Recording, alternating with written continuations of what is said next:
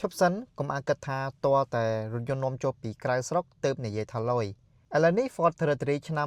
2026ចេញមកហើយតែអ្វីដែលពិសេសខ្លាំងរហូតដល់ព្រឺរោមនោះគឺវាត្រូវបានដំឡើងដោយផ្ទាល់ពីស្នាដៃកូនខ្មែរយើងតែម្ដង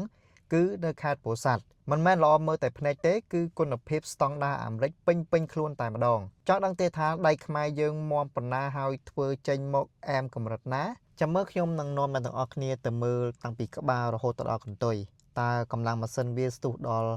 ថ្នាក់ហោះឬក៏គ្រាន់តែរុញកង់ទៅមុខតែប៉ុណ្ណោះហើយអ្វីដែលកាន់តែពិសេសនោះគឺនៅខាងក្នុងប្រណិតដល់ថ្នាក់ចង់ដេកនៅក្នុងឡានលែងចូលទៅក្នុងផ្ទះជួបប្រពន្ធមែនឬតោះទៅមើលទាំងអស់គ្នារូបរាងខាងក្រៅបង្ហាញពីភាពស្វាហាប់គ្រាន់តែក្រឡេកមើលពីមុខភ្លាមគឺតាក់ទាញភ្នែកតែម្ដងជាមួយនឹងចង្កៀង LED ភ្លឺច្បាស់ដូចថ្ងៃចាំងដាច់ភ្នែកតែម្ដង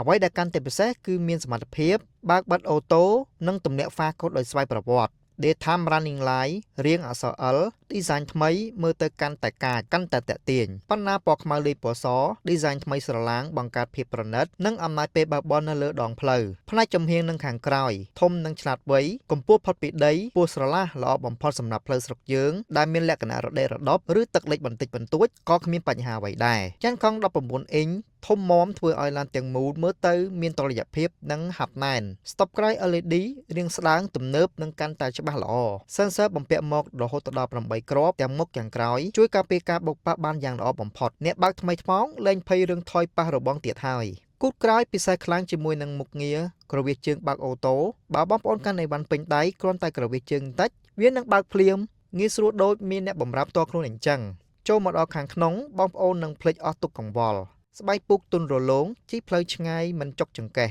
កៅអីជួរក្រោយគឺធំទូលាយខ្លាំងងាយស្រួលអង្គុយសណ្ដោកជើងបានតាមចិត្ត Panoramic Moonroof ដំបូលលើបើកបានធំទូលាយ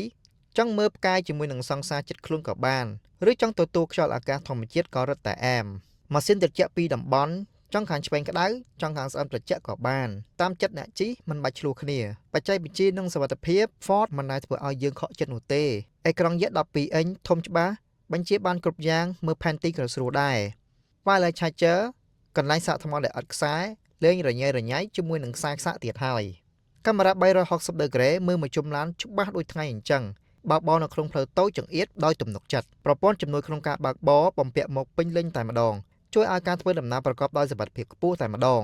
បើនិយាយទៅលើកម្លាំងម៉ាស៊ីននិងការបើកបរវិញម៉ាស៊ីននេះត្រូវបានបំពាក់ដោយម៉ាស៊ីនចំណោះ 1.8 លីត្រ EcoBoost តូចតែខ្លាំងកម្លាំងស្ទុះខ្លាំងស៊ីសាំងតិចសំឡេងស្ងាត់ល្អ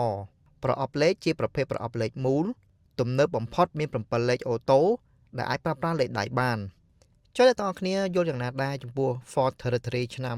2026ស្នាដៃកូនខ្មែរមួយនេះសមនឹងទទួលបានមេដាយ5ឬក៏អត់ Comment មតិរបស់អ្នកនៅខាងក្រោមមកបើស្រឡាញ់ស្នាដៃខ្មែរកុំភ្លេចចុច like និង share ម្នាក់មួយផងដើម្បីឲ្យពិភពលោកបានឃើញពីសមត្ថភាពយើងចង់ដល់តម្លៃច្បាស់ឬចង់មកផ្ទះត្រៃផ្ទាល់តាក់ទងទៅ Ford Cambodia ទៅកុំចាំតែគេជិះពេញផ្លូវអត់បានទៅសួរគេណា